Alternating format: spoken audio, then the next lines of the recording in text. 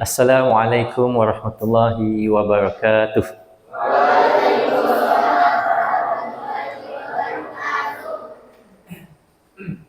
Alhamdulillah Rabbil Alamin. Wassalatu wassalamu ala ashrafil anbiya'i wal mursalin wa ala alihi wa sahbihi ajma'in. Rabbi shrah li sadri wa yassir li amri wahlul 'uqdatam min lisani yafqahu qawli, amma ba'du. Gimana kabarnya? Sehat? Boleh Ustaz ke depan? Boleh ya? Lebih dekat. Baik. Mau duduk aja atau ya? Semua sudah makan? Okey. Untuk 1 jam ini, Ustaz minta anak-anak fokus. Boleh? Kalau mau tidur, angkat tangan. Ustaz, saya mau tidur. Pasti insyaAllah nggak ada yang tidur. Pasti semangat. Semangat ya? Udah makan? Cukup? Mau nambah lagi? Nggak? Okey, siap. Akhwat okey semua? Siapa yang pernah lihat Ustaz buat kali kedua? Buat kali kedua, pernah melihat Ustaz di kali kedua, bukan kali pertama, kali kedua. Jadi yang enggak angkat tangan itu pasti kali pertama. Yang enggak angkat tangan ini kali pertama, enggak pernah ketemu. Penuh ya sebelum ni? Pernah? Oh, lupa. Ini enggak ada? Baik. Anak-anak sihat ya? Udah menang lomba 17 Agustus. Baik, seperti apa yang disampaikan oleh Ustaz Rashid, bahwa hari ini kita ingin melihat sebuah tajuk yang santai tapi sangat bermakna. Jadi saya cakap bahasa Indonesia aja ya, boleh? Atau mau Ustaz berbahasa Upin Ipin? Upin Ipin? Nanti tak faham, susah pula. Dah makan ke belum? Dah makan? Alhamdulillah, dah makan. Baik, membedah pemikiran ilmuwan Muslim kita dari santri menjadi pembina peradaban. Tahu apa tu maksudnya? Tak tahu? Baik, anak-anak, kira-kira 100 tahun dulu, 500 tahun dulu, 1000 tahun dahulu, apakah Islam itu hebat? Hebat. Mana buktinya? Karena kita merdeka. Apakah karena kita merdeka kita hebat? Di waktu dulu juga nggak ada merdeka. Merdeka baru sekarang ini aja 81 tahun. Betul? Ada yang negara 100 tahun, Malaysia baru berapa? 60 tahun aja gitu. Betul? Baik, hari ini next kita nak lihat pembukaan kita pada hari ini, siapa yang membina dunia dengan ilmu? Siapa yang membina dunia dengan ilmu? Okey. Pernah enggak antum semua di sini terfikir? Mungkin enggak terfikir ya. Karena banyak yang difikir hal yang lain. Pernah enggak terfikir? Pernah? Gimana hebatnya hari ini kita bisa pakai kamera, kita bisa pakai kacamata, kita bisa lihat bulan, bisa lihat bintang, bisa lihat segala macam di angkasa. Pernah? Enggak pernah? Jadi ya biasa-biasa ajalah. Gitu-gitu ajalah, gitu ya. Tidakkah kamu terfikir siapakah pencipta kepada alat-alat ini? Apakah alat itu dicipta hanya kerana orang bule Inggris Amerika itu hebat? Hebat? Tidak. Kamu lupa bahawa sebelum datangnya teknologi yang ada di depan mata kita ini, sebetulnya sudah lama dibangunkan oleh ilmuwan Islam. Memang sudah dibangunkan ratusan tahun yang lalu. Apakah mereka dari Kutuarjo? Apakah mereka itu datang dari Jogja? Dari mana? Jono? Tidak sama sekali. Okey, tidak sama sekali. Baik, kita lihat. Pernahkah kalian bertanya, siapakah yang membangunkan? Siapakah yang membangunkan ilmu yang digunakan dunia hari ini? Siapa? Jawapannya selepas ini. Next. Dunia Islam pernah melahirkan ilmuwan yang terbesar. Ilmuwan yang sangat ramai. Tahu ilmuwan? Apa maksud ilmuwan? Siapa nama? Abid. Apa maksud ilmuwan? Orang yang berilmu. Orang yang berilmu. Semua berilmu. Tapi kenapa dia dikenal atau digelar ilmuwan? Karena lebih banyak ilmunya. Lebih banyak ilmunya. Teman kamu juga banyak ilmunya nih. Ya, ilmu main HP, main game, Mobile Legend, banyak ilmunya. Apa itu maksud ilmuwan? Mau coba? Ada siapa yang mau coba? Ayo, ada yang mau coba? Santriwati? Apa maksud ilmuwan? Ilmuwan adalah seorang ahli ilmu yang bukan hanya mempunyai banyak ilmu, bukan hanya banyak membaca buku, tetapi dengan ilmu yang dia pelajari, dengan ilmu yang dia dapat, dia menghasilkan buku. Dia menyampaikan ilmu sehingga kan ketika dia sudah wafat, ilmunya masih dipakai. Itulah ilmuwan yang sejati. Penemuan-penemuan, penelitian, kajian yang dibuat, dipakai sampai hari ini.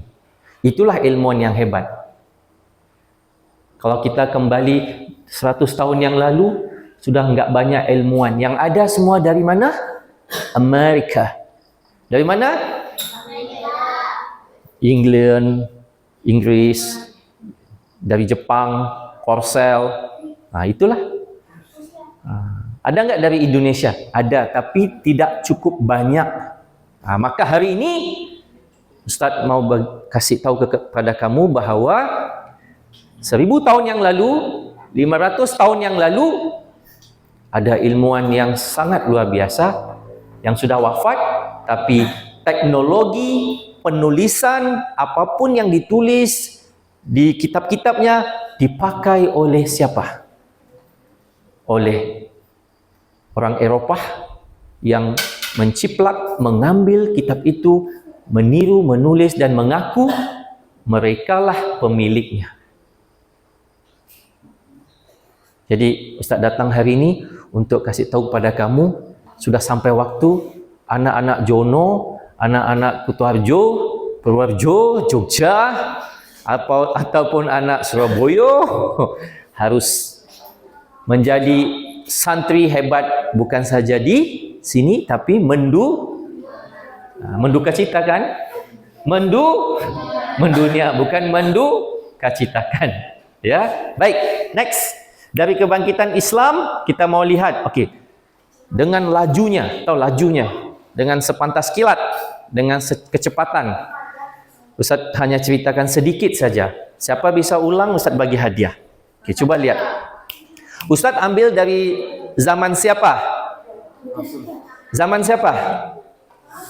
Zaman Rasulullah, ketika di mana wahyu yang pertama diturunkan pada 610 Masehi.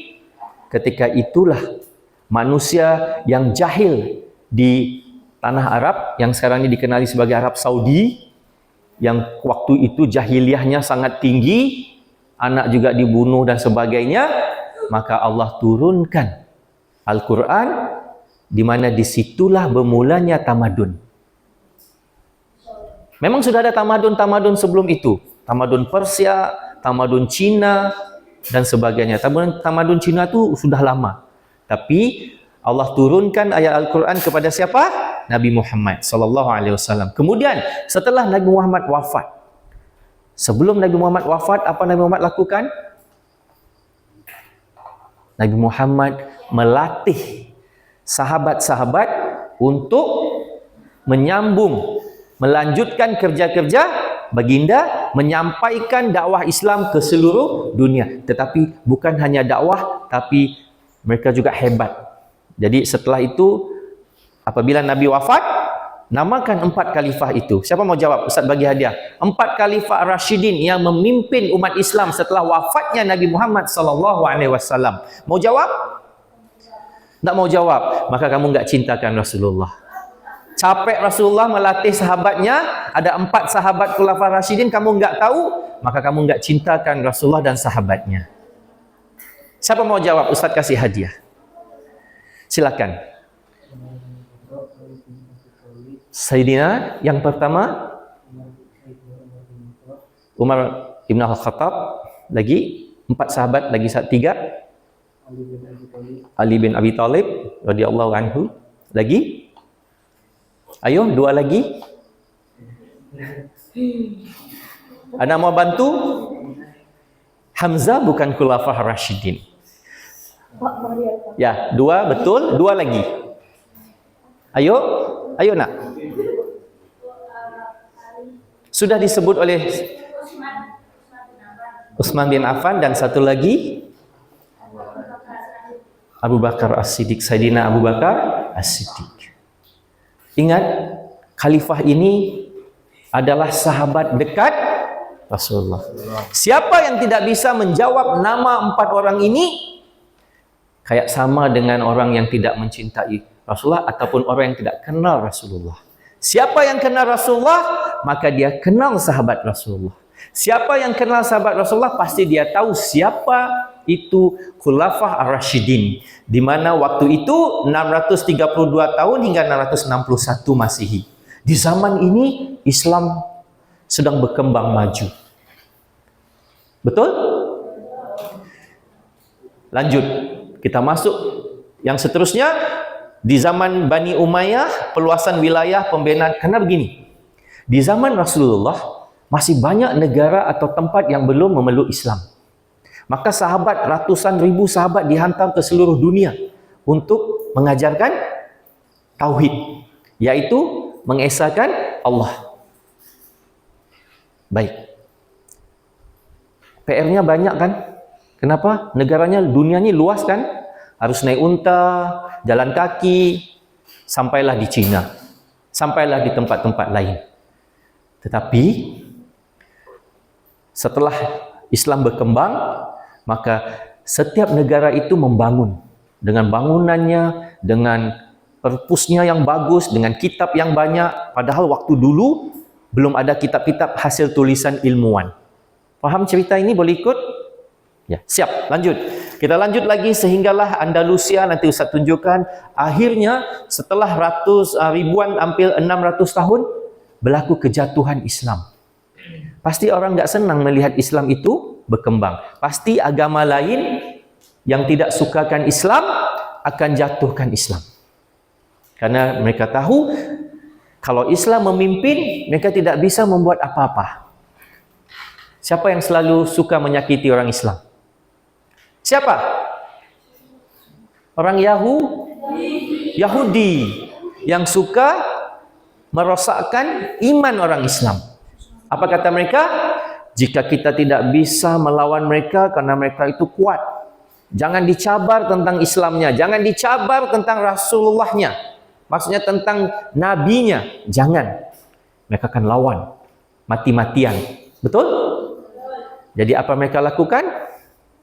Setelah Nabi Muhammad SAW telah meninggalkan kita 1400 tahun, apa mereka buat? Mereka datangkan satu teknologi untuk masuk ke dalam otak kita, yaitu pemikiran kita. Apa dia? Dengan melalaikan kita dengan benda-benda yang merosakkan pemikiran kita. Itulah kerja mereka untuk menghancurkan umat Islam. Di mana? Di Indonesia. Kenapa? Jumlahnya ada 295 juta umat Islam ataupun 285 umat Islam yang mayoritas di dunia ada di sini. Bukan di Saudi, bukan di Malaysia. Malaysia ya kecil, 30 juta. Umat Islam di Indonesia adalah umat Islam yang terbesar. Siapa yang mereka target? Yang akhwat. Karena yang ini nggak bisa melahirkan anak.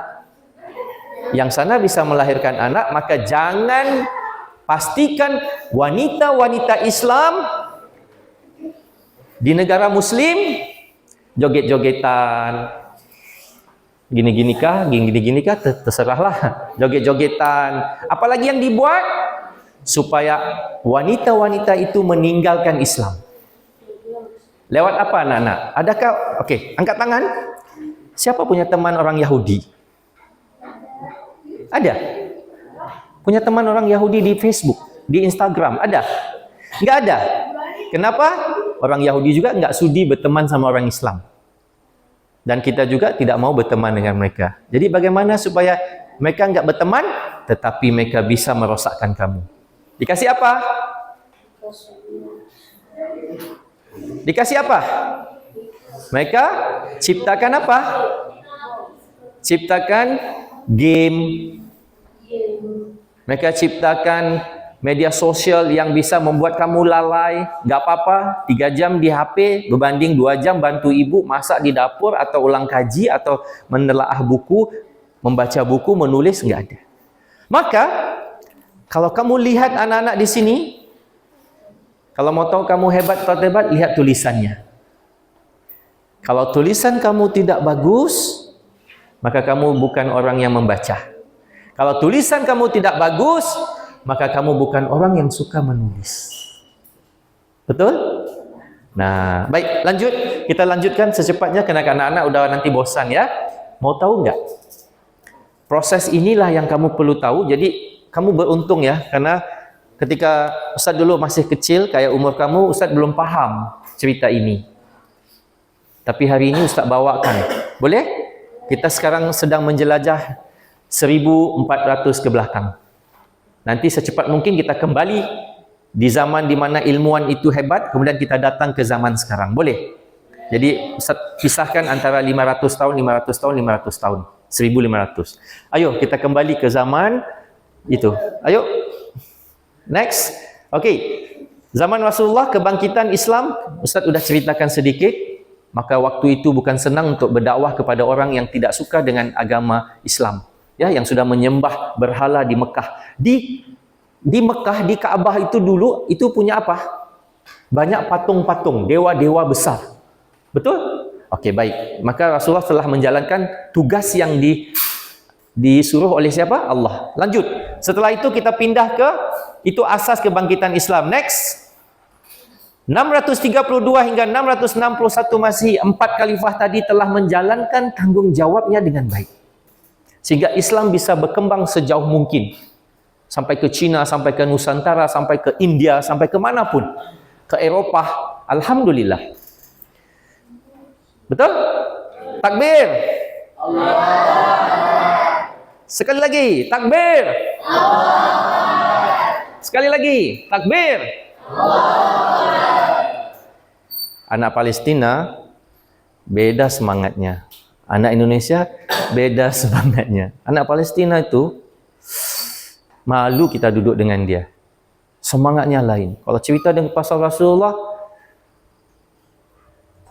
datang semangatnya mau tahu. Apa yang Rasulullah buat sehinggakan saya tidak buat. Apa yang Rasulullah katakan yang saya tidak lakukan. Saya mesti lakukan. Nah, seperti itu. Semangat. Boleh? Baik. Kita sudah masuk ke mana? 4 khalifah tadi. Lanjut. Okey, nanti. Di zaman inilah ada apa yang dilakukan oleh Sayyidina Uthman radhiyallahu anhu. Apa yang Sayyidina Uthman lakukan? Membukukan apa? Menyusun semula pengumpulan mushaf Al-Quran yang kita pakai sekarang. Baik, lanjut. Kita mau pergi, nih.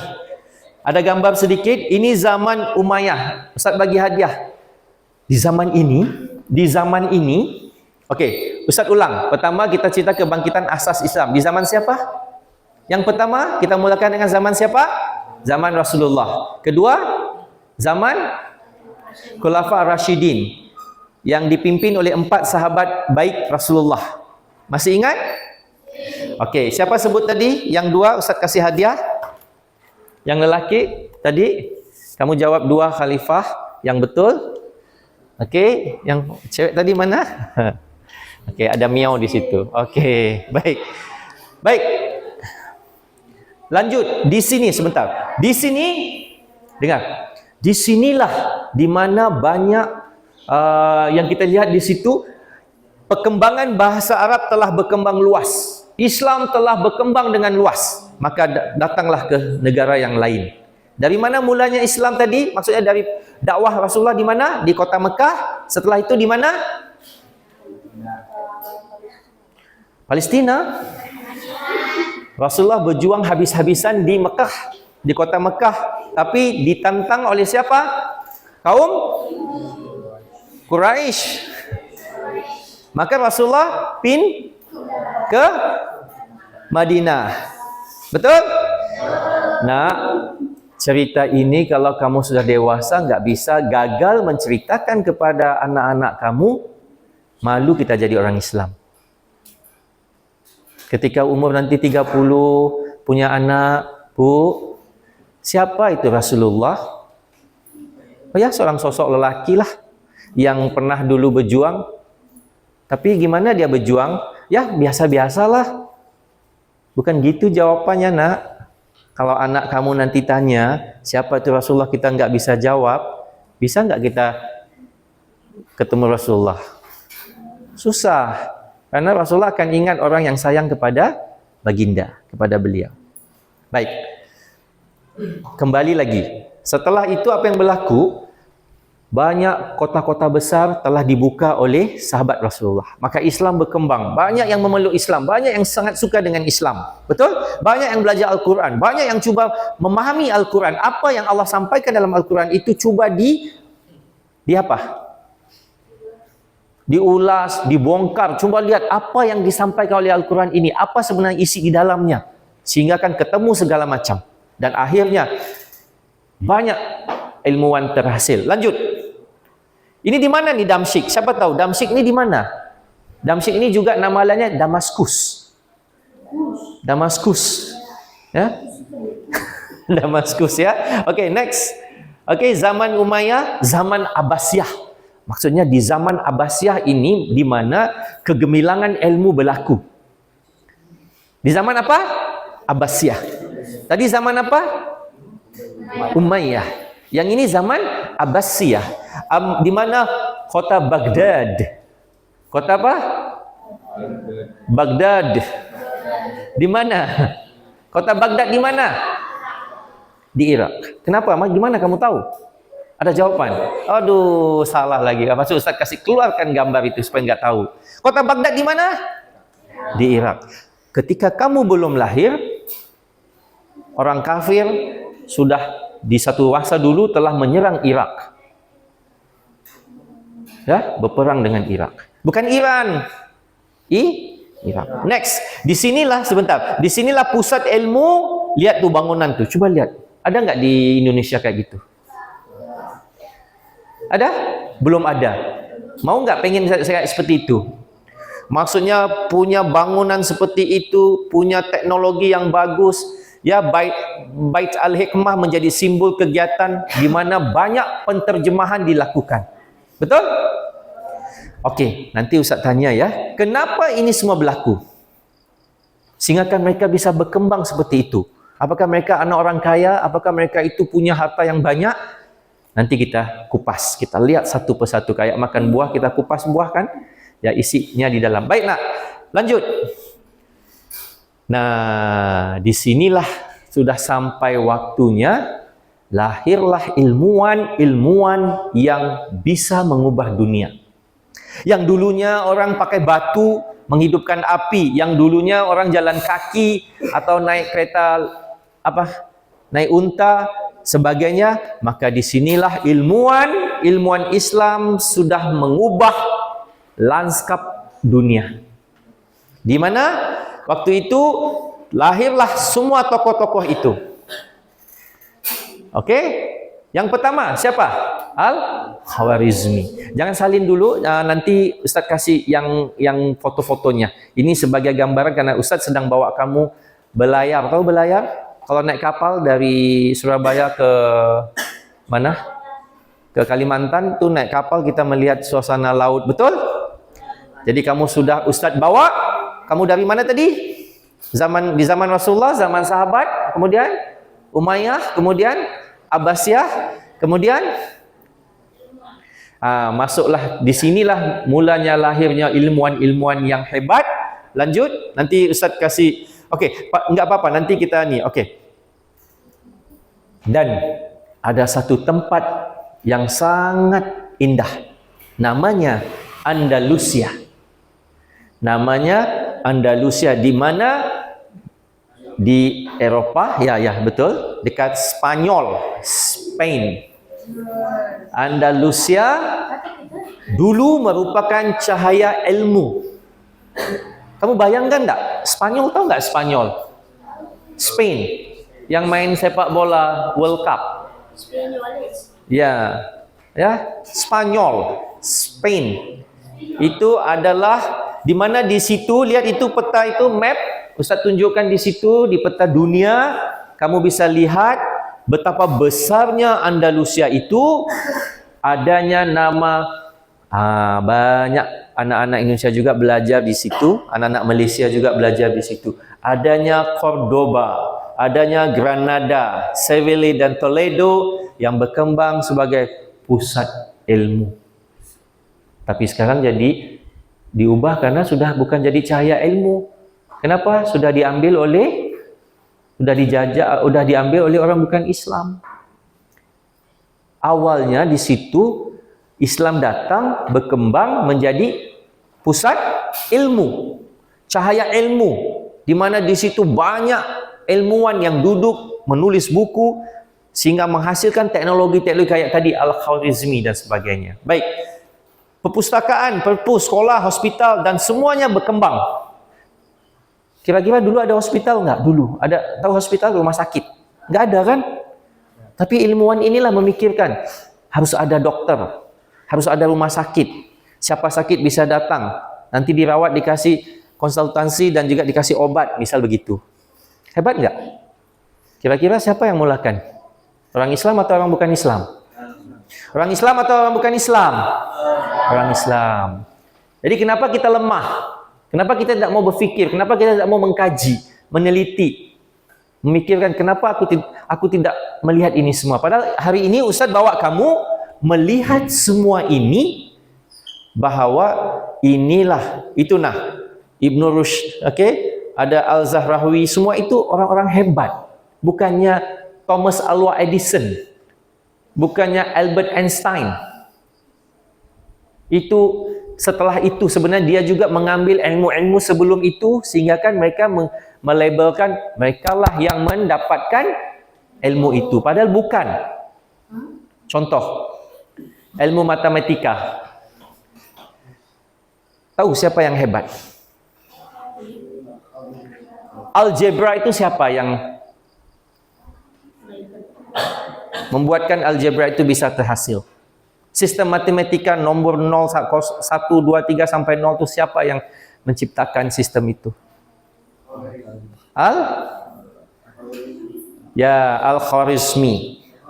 Seorang tokoh ilmuwan matematika yang hebat. Tapi bila kita tanya matematika belajar, seolah-olah ilmu itu datang dari mana? Amerika dan Inggris. Padahal bukan. Ada satu sosok orang hebat bernama Al-Khwarizmi yang menciptakan algebra. Betul? Lanjut. Maka setelah itu, apabila berada di atas, banyak orang nggak senang, akhirnya dia bisa jatuh. Maka banyak berlaku kejatuhan. Ini Ustaz nggak mau cerita kenapa ini agak tinggi sedikit. Mungkin berlaku peperangan, orang bukan Islam datang serang negara Islam, bunuh orang Islam, bakar semua kitab-kitab, buang semua kitab-kitab itu supaya jangan orang Islam jadi pintar. Akhirnya generasi seterusnya nggak bisa mendapat apa-apa. Kenapa? Banyak kitab-kitab dibawa lari naik kapal, dibawa ke Eropah. Ada kitab-kitab yang dibakar supaya umat Islam selanjutnya tidak bisa belajar tentang ilmu matematika, belajar bagaimana buat bangunan tinggi, bagaimana buat pesawat. Mereka nggak mau ada satu pun umat Islam di dunia ini yang bisa kembali seperti di zaman tadi. Jadi apa yang kita lihat sekarang ini, kita naik pesawat, bukan pesawat orang Islam. Kita pakai HP, bukan negara Islam yang menghasilkan. Apalagi banyak sekali bukan yang diproduksi oleh orang Islam. Mereka mencuri semua ilmu-ilmu tadi dan mereka mengaku merekalah yang menghasilkan. Baik, lanjut. Kota Baghdad di mana tadi nak? Kota Baghdad di mana? Di Irak. Apa yang berlaku di situ? Pusat ilmu. Banyak ulama-ulama besar, bukan sekadar menghafal Al-Quran, bukan sekadar menulis kitab, mereka mampu untuk menulis tentang ilmu kedokteran. Betul? Ilmu perubatan, ilmu matematika, ilmu kejuruteraan, dan banyak lagi ilmu. Baik, anak-anak, sekarang kita lihat kejatuhan inilah di mana Baghdad diserang oleh siapa itu? Daripada tentera Mongol dari Mongolia, yang menyebabkan banyak yang terbunuh. Jadi kadang-kadang ya anak-anak, kalau kita pintar orang senang nggak? Ada yang senang, ada yang banyak nggak senang kalau dia nggak pintar. Betul? Apabila melihat banyak orang pintar nanti di Indonesia, pasti ada orang nggak senang. Pasti ada negara nggak senang nanti Indonesia bisa maju dan menghasilkan banyak ciptaan-ciptaan yang terbaru, inventor yang terbaru, ya gitu. Baik, lanjut. Oke anak-anak, kalau mau catat nanti ini lanjut, kita cepat lagi ya. Ustaz mau tanya lagi. Oke. Baik, sebetulnya anak-anak, apabila Spanyol yang tadi Andalusia, ada Granada, ada kota-kota besar yang penuh dengan, kalau kita datang ke kota itu waktu itu ya, orangnya bukan lagi ngobrol, main-main, ya mungkin sambil isap rokok ya gitu ya, nggak ada. Mereka itu mikirnya bagaimana meletakkan Islam itu di atas. Nggak ada waktu-waktu buang-buang waktu di zaman itu.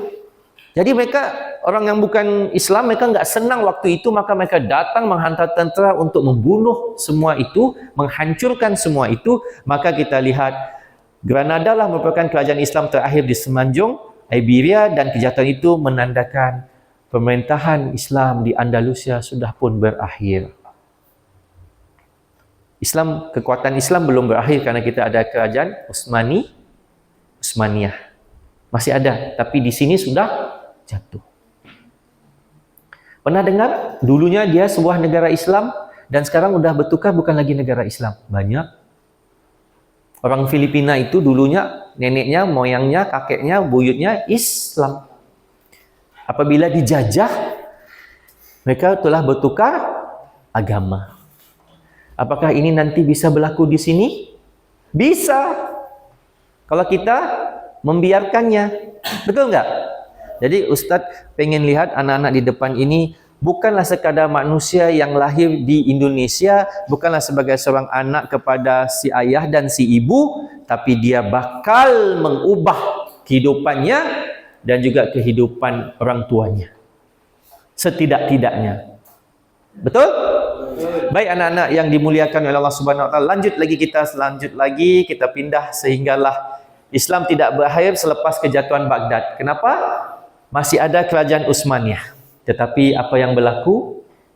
Perebutan tanah Palestina berlaku pada 1940-an, di mana orang Yahudi berkali-kali mencoba untuk merampas tanah Palestina, dan akhirnya jatuhlah kerajaan Islam yang melindungi semua tanah-tanah Islam di dunia ini, termasuklah Malaysia, Indonesia, atau dikenali sebagai tanah Nusantara yang dilindungi. Maksudnya kalau berlaku apa-apa, kerajaan Utsmaniyah akan melindungi, akan menghantar tenteranya. Tetapi apa yang berlaku? Usaha yang telah lama dilakukan oleh orang Yahudi, maka jatuhlah kerajaan Utsmaniyah, diambillah tanah Palestina, sehingga hari ini kita lihat dibantai habis-habisan umat Islam kita di Palestina oleh orang Yahudi dan sekutunya. Maka hari ini kita tidak punya kerajaan Islam yang hebat melindungi kita. Betul atau tidak? Ya. Akhirnya anak-anak lihat kesimpulannya, sejarah Islam dulunya adalah sebuah sejarah Islam yang sangat hebat. Jadi bagaimana kita anak-anak Indonesia yang di pesantren ini, yang hanya bukan datang menuntut ilmu, tapi ingin mengubah masyarakat kita supaya lebih ke depan nanti. Kenapa begini? Anak-anak harus ingat, yang tua pasti mereka akan meninggalkan kita. Betul? kakek kita meninggal, nenek kita satu hari nanti meninggal, dan akhirnya orang tua kita juga akan meninggalkan kita. Siapalah kita nanti? Kitalah generasi yang akan melanjutkan. Dan kita harus mengubah. Jika keadaan itu tidak bagus, jadikan dia lebih bagus. Baik, lanjut anak-anak. Kita lanjut. Maaf ya kalau mau tulis. Okey. Ini sedikitlah. Anak-anak gini. Dulu Ustaz itu pernah didatangi oleh satu dosen dari Inggris waktu SMP. Datang ke sekolah, mengajar 1 bulan. Memang bagus sekali dia mengajar, karena ilmunya sangat banyak. Dia juga bilang, sebetulnya saya pernah baca buku, katanya. Dalam bahasa Inggris lah katanya. Ngomongnya dalam bahasa Inggris kan, karena dia orang bule kan. Do you know? Gitu. Faham tak Ustaz bilang bahasa Inggris? Do you know boys and girls? Gitu. Kan bahasa Inggrisnya kan Ustaz nggak begitu mahir lah, tapi bahasanya ada kayak bule. Good morning, boys and girls. Gitu. Are you ready to study today? Gitu. Ya well, gitu ada well, kayak gitu. Do you know? Gitu. Do you know? Bahasa Inggrisnya betul begitu. Do you know? Islam is good. There are many Muslim countries in the world those days. Apa maksud those days? Waktu yang lalu, they are great. They conquered the world. They are conquered the world. Mereka menguasai dunia. Ini boleh yang bilang. Tapi kita nggak yakin. Malah kita menganggap negara-negara yang menciptakan HP, yang menciptakan teknologi itulah yang hebat. Sebetulnya sudah hebat lagi kita duluan. Buktinya ada? Ada. Di mana? Baghdad. Di mana? Andalusia. Betul? Ulang, di mana? Di kota Baghdad. Di mana? Di kota Andalusia. Tempat di mana pusat ilmu membangun. Baik, lanjut. Umat Islam belum. Umat Islam pernah memimpin dunia bukan karena mereka hanya mempunyai sejarah, tetapi mereka mempunyai ilmu. Apa lagi satu? Ilmu, iman, akhlak, dan amal. 2 ya. Iman dan ilmu. Dan akhirnya mesti ada akhlak dan ada amal. InsyaAllah umat Islam itu akan kuat. Ada yang punya ilmu tapi tidak punya amal. Ada yang suka beramal tapi tidak punya ilmu. Rajin sholatnya, tapi bacanya salah karena dia tidak punya ilmu. Ada yang punya iman, punya ilmu, tapi malas-malasan, maka amalnya dikit. Senang nggak dihancurkan? Senang. Ya, gampang untuk dihancurkan. Baik, lanjut nak. Oke, kita sudah mau apa? Oke. Jadi kita udah lihat di sana. Apakah Islam itu sangat dekat dengan budaya berilmu? Ya atau tidak? Ya. Kenapa? Carilah satu orang bukan Islam yang bisa membaca kitabnya dengan baik ataupun melantunkan ayat-ayat dari kitabnya. Mayoritas umat Islam setidak-tidaknya bisa membaca 3 qul. Kalau masih belum bisa membaca 3 qul, Masya Allah itu sudah nggak bisa buat apa-apa.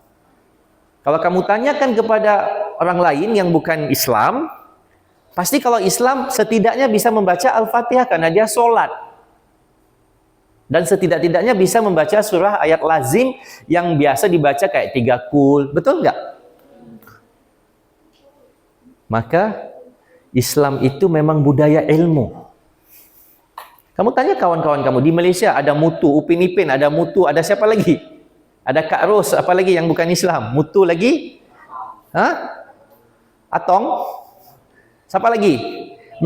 Memei. Mereka itu kan bukannya orang Muslim, tapi kalau kita tanya, rata-rata mereka tidak bisa membacakan apapun dari kitab mereka karena mereka tidak belajar dari kecil.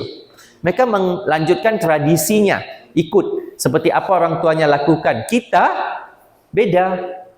Kita mengaji Quran, belajar tajwid, menghafal Quran, belajar ilmu fikih. Betul? Bukan karena kita maksudnya kalau orang bukan Islam lihat, oh Islam itu cuma membangga-banggakan. Tidak. Memang Islam itulah agama yang benar dan lengkap. Baik nak, lanjut. Ini Ustaz, rasanya kamu udah tahu. Ini yang Ustaz ingin ceritakan. Coba lihat. Dari penampilan di foto itu kira-kira dia itu ilmuwan itu orang biasa atau orang luar biasa? Luar biasanya seperti apa? Pasti dia punya hafalan Quran yang bagus. Betul? Juga mondok, juga belajar dengan ulama-ulama besar di zaman dia masih hidup, beliau masih hidup. Bolak-balik belajar, ketemu ulama, menuntut ilmu. Bukan di situ saja. Kita ini begini ya anak-anak, Ustaz mau luruskan niat kamu ya. Jangan datang ke pesantren hanya untuk belajar dan selesai itu sudah. Bukan itu. Kamu datang ke pesantren untuk menuntut ilmu, tetapi harus mendapat yang lebih. Kenapa? Kamu mempunyai ayat-ayat Al-Quran di dada kamu itu sudah punya ayat-ayat Al-Quran berbanding mereka yang tidak mondok. Betul? Ngapain yang enggak mondok itu bisa lebih baik dari kamu? Padahal kita yang di pondok ini sholat 5 waktu terjaga. Bangun awal. Ya, zikir, mengaji, menghafal. Tapi masih enggak bisa menjadi orang hebat. Di mana salahnya? Padahal Al-Khwarizmi adalah seorang ilmuwan, bapa algebra, the father of algebra. The father of algebra, maksudnya carilah siapapun di zamannya, tidak ada satu orang pun di zamannya bisa mengalahkan dia soal matematika di bidang algebra. Hebat atau enggak? Bukan bermaksud waktu itu di Eropa enggak ada tamadun, ada. Orang Itali bagus juga, orang Jerman bagus juga, tetapi karena dia seorang Muslim, menghafal Quran, seorang ulama, tapi dia juga hebat di matematika. Anak catat ini ya, karena apa? Al-Khwarizmi ini telah membuatkan kita bisa membuat matematika. Kalau beliau tidak melakukan penelitian tentang algebra, apakah kita bisa? Dan apa yang kita lihat di sana? Tokoh matematik dan astronomi. Siapa dia? Namanya menjadi akar istilah algoritma. Itu di komputer, di sistem komputer, laptop itu algoritma. Dan akhirnya sumbangan matematika menjadi asas kepada perkembangan teknologi. Adanya teknologi modern di zaman ini karena hasil beliau. Bukannya orang lain, beliau. Beliaulah yang membuatkan matematik yang ada di dunia ini sekarang, yang di zaman kamu, zaman Ustaz, waktu SD, SMP, SMA di universitas, maupun S1, S2, S3, beliaulah orangnya yang membuatkan kita bisa menguasai ilmu matematika. Apakah kamu tidak merasa malu? Di zaman itu bersusah payah dia menulis. Nggak ada komputer waktu itu. Menulis sebanyak-banyaknya, kertas setebal ini, bukunya penuh berapa kamar nggak tahu. Kita zaman sekarang hanya duduk di mana-mana, ketik HP bisa keluar maklumat. Betul? Anak, coba lihat. Pengajaran di sini kita lihat, janganlah anggap matematik itu tidak penting. Matematik itu sangat penting. Kamu bisa ditipu loh kalau nggak pintar matematik. Banyak orang di sini, di Indonesia, di Malaysia, dimanapun sering ditipu gara-gara nggak pintar matematik. Betul? Jadi anak-anak sudah dapat hafalan dengan baik, sudah dapat ilmu agama dengan baik, kuasai ilmu jadi ahli matematika. Bisa jadi dosen di universitas. Kembangkan matematika di seluruh Indonesia. Ya, Ustaz juga guru matematika di satu waktu dulu di SMP dan SMA.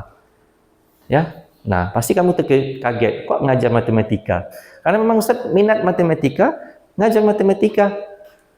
Berusaha sesungguh-sungguhnya untuk anak-anak itu bisa lulus dan dapat A+, atau A-.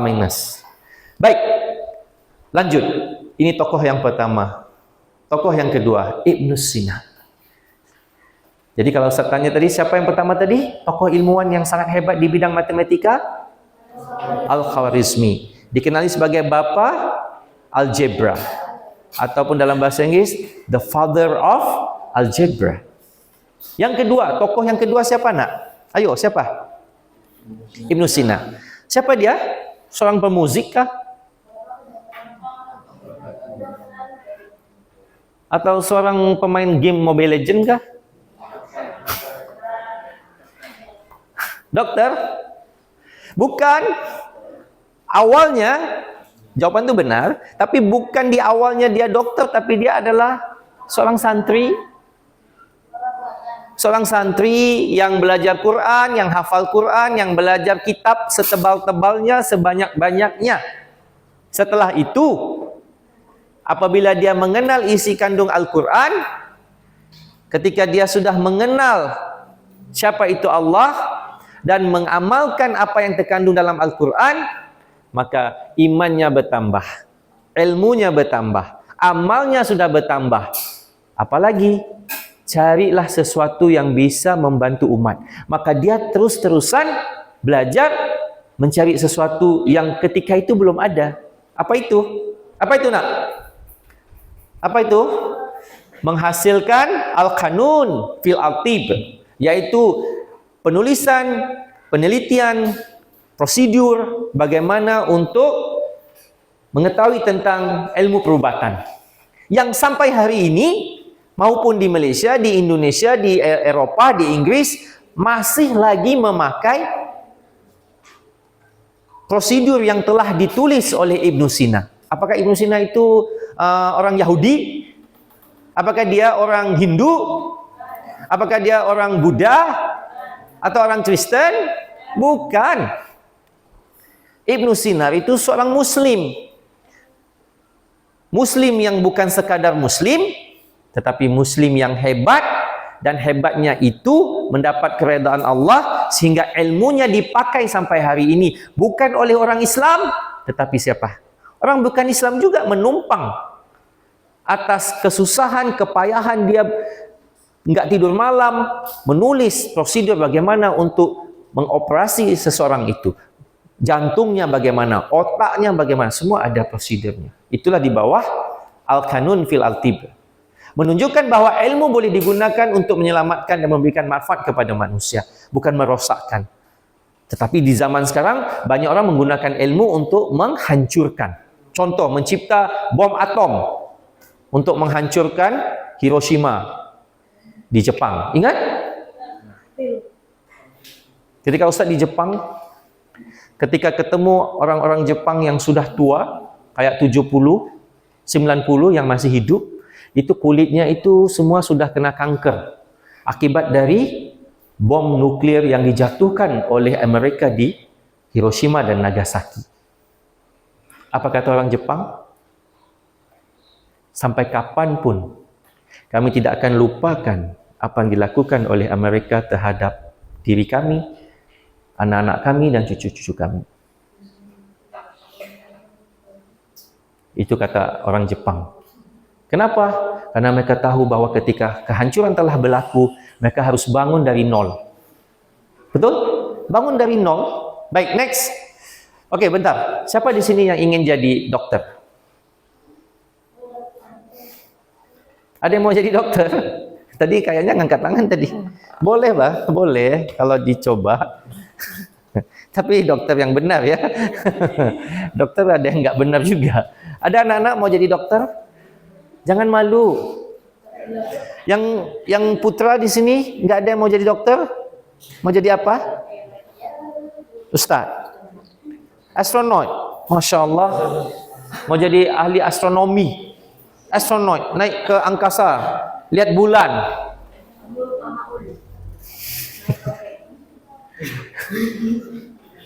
Oke, baik. Ada yang mau jadi saintis? Siapa angkat tangan mau jadi saintis? Serius, ada yang mau jadi saintis? Tidak ada? Tidak ada yang mau jadi saintis? Tahu nggak? Oke, ayo Ustaz kasih tahu. Apa itu saintis? Siapa tahu apakah itu saintis? Saintis adalah seorang ahli di bidangnya. Apakah itu matematika juga saintis? Bidang fisika, bidang kimia, di dalam bidang biologi. Pernah dengar biologi? Yang belajar tentang manusia, tumbuhan. Baik. Siapapun yang bergelar saintis, itu dia ahli di dalam bidang itu. Betul? Kalau dia saintis di bidang mengkaji, meneliti tentang laut, mengkaji tentang tsunami, sehingga kan dia bisa memprediksi kalau gempa seperti ini, tsunaminya seperti apa, air lautnya kecepatannya berapa, sehingga gempa itu menghancurkan sebanyak apa, sehingga informasi seperti itu diteliti. Itu siapa? Saintis. Contoh, saintis yang mengkaji tentang kandungan minyak kelapa sawit, minyak masak gitu. Tahu minyak masak? Minyak yang digoreng ikan itu. Meneliti di dalamnya itu sehingga kan bisa memasak berkali-kali, minyaknya bisa dipakai berkali-kali. Dan ada saintis yang meneliti tentang pokok. Contoh pokok kelapa sawit. Bagaimana pokoknya nggak tinggi banget, supaya daunnya nggak terlampau jauh, supaya lahannya kecil bisa tanam dengan pokok yang banyak. Bagaimana hasil buahnya bisa keluar dengan banyak. Dan saintis itu bisa menghasilkan banyak penemuan-penemuan. Contoh di Malaysia, dan salah satunya yang di depan kamu ini. Ustadz adalah seorang saintis yang bekerja selama 10 tahun di Malaysia, di BUMN di Malaysia. Meneliti tentang kelapa sawit. Bukan menghancurkan lahan itu, tapi melihat bagaimana untuk kita menghasilkan minyak kualitas tinggi yang bisa menggunakan minyak itu berkali-kali dan tidak merosakkan kesehatan kita. Nah, itu. Jadi kerja saintis meneliti di laboratorium, di lapangan. Kamu tahu nggak? Jadi saintis itu enak. Kenapa? Bisa keliling dunia. Kenapa? Ketika dapatan penemuan kamu bagus, kamu ditelepon. Hello sir, dari Amerika. Can you come to our country to help us to study on this? Kata dia. Yang dari Jepang telepon. Can you help us how to study on this? Di telepon, diminta datang. Dibayar semua. Tapi mau jadi saintis, nggak bolehlah tidur terus. Bangun awal, jam 4 udah bangun, baca buku, hafalan, jam 6, setengah 7 udah di kelas, masih gelap, udah selesai subuh, udah zikir, masuk ke kelas awal. Sebelum ditanya oleh ibu guru atau bapak guru, kita udah tahu apa yang mau ditanya. Kenapa? Sebelum diajar, kita udah belajar. Ketika bu guru menyampaikan, kita sedang memikirkan, itu yang saya baca tadi malam, itu yang saya baca pekan lalu. Dan saya ada soalan mau tanya, maka ketika guru kamu mengajar, kamu harus buat persiapan awal. Angkat tangan, siapa yang selalu baca buku lebih awal sebelum guru mengajar? Atau kamu hanya tunggu guru mengajar baru kamu belajar? Betul? Nah, Ustaz kasih kamu contoh ya. Kalau contoh ya, ini soalannya. Pernah belajar nggak? Pernah belajar nggak?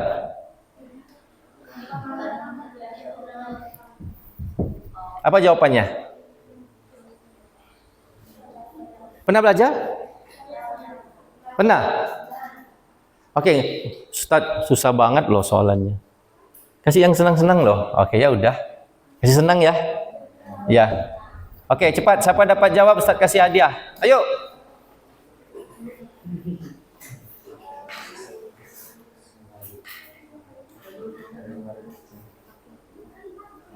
Tidak ada yang bisa jawab.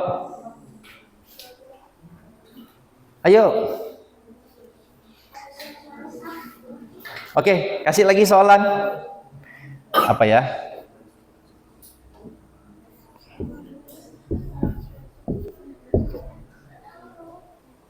Apa jawaban?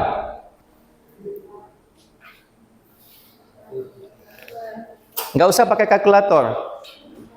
Oke, dapat?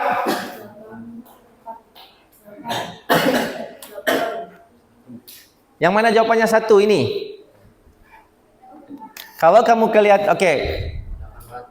Ini apa jawabannya? 4 kuasa 2 berapa? 16. Tolak 4. Jawabannya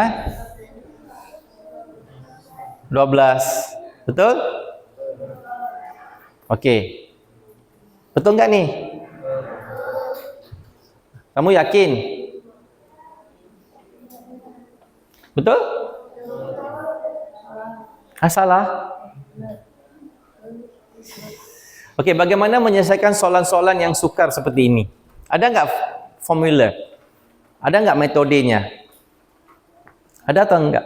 Ada nggak? Gimana metodenya? Contoh yang di depan. Kirakan untuk start berapa nih?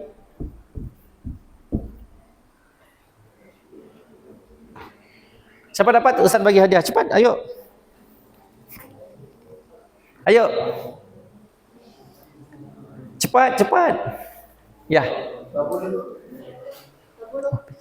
1 jam aja kan? 1 jam 10. Ya, berapa? 20. Ayo lagi, Putri yang di sini. Yang akhwat di sini. 20. 6 ini dipanggil apa ini? 6 kuadrat minus 4 kuadrat. Jadi cara kamu paling cepat apa? Gini, 6 kuadrat berapa? 36. Minus? Jawaban?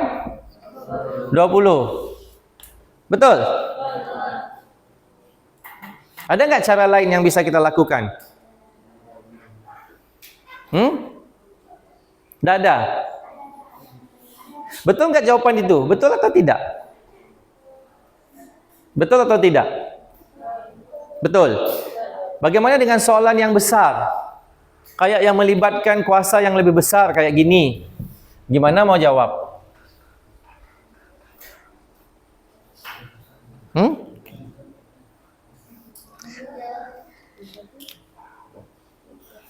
Gimana mau jawab kalau begitu? Kalau nggak hafal 21 kuadrat minus 10 kuadrat, gimana?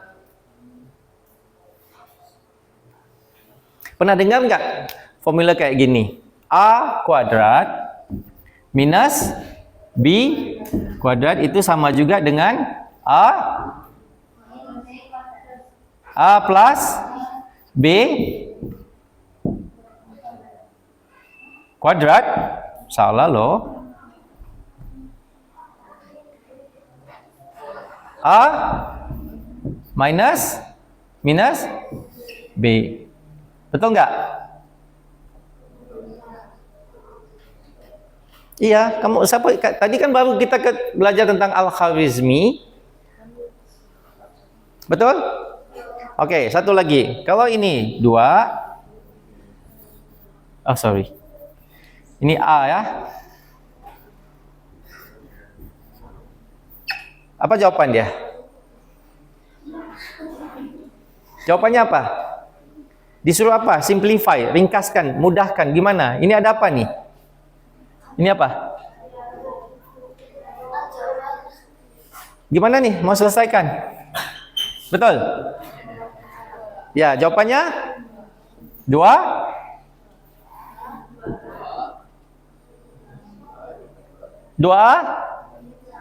minus 8. Betul? Betul? Oke. Kalau 4 ini apa? Oke, ringkaskan, pemudahkan. Bagaimana mau pemudahkan itu? Bisa nggak dipemudahkan? Kembali ke sini. Nah, ini soalan kamu yang bagus ya kalau mau buat. 4 itu sama 2 kuasa apa? 4 ini sama ngapa? Oke, mungkin ada nggak nampak ya. 4 X2, maaf ya, tulisan Ustaz pakai sistem Inggris ya, jadi ada sedikit beda. Jadi 4 ini sama dengan apa? 2 kuadrat, ini X kuadrat. 4, 16 sama dengan apa? Betul? Betul? Siapa yang sudah belajar nih? Angkat tangan. Maksudnya diajar di sekolah, angkat tangan. Sudah ya? Yang lain belum? Oh, udah lupa. Udah lupa kayaknya. Nah, disinilah nanti kamu bisa gunakan metode ini. Ya. Betul? Kan ini ulang kan, jadi tulis sekali aja. Betul nggak? Dikurung. Sama nggak? 2 kuadrat X kuadrat sama?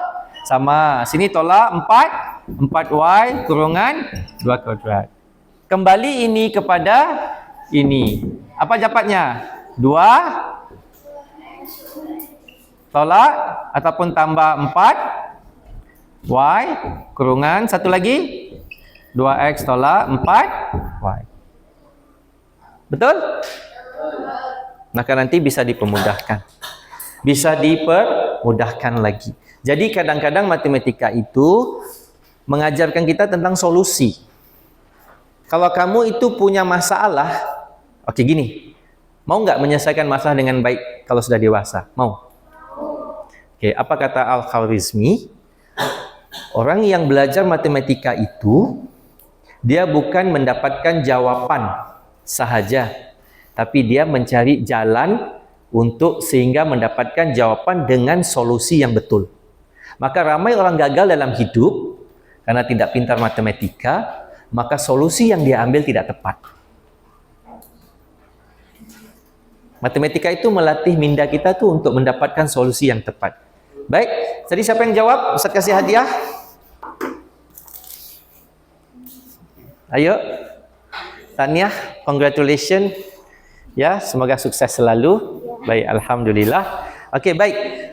Anak-anak, kita lanjut Ibnu Sina, tokoh perubatan. Jadi hari ini nggak usah pikir banyak-banyak. 2 tokoh ilmuwan yang bisa kita jadikan panutan untuk kita bersemangat untuk jadi dokter, jadi insinyur, jadi ustaz, jadi ustazah, nggak ada masalah. Yang penting anak-anak harus ingat, ilmuwan Islam itu sudah lama menjadi orang hebat.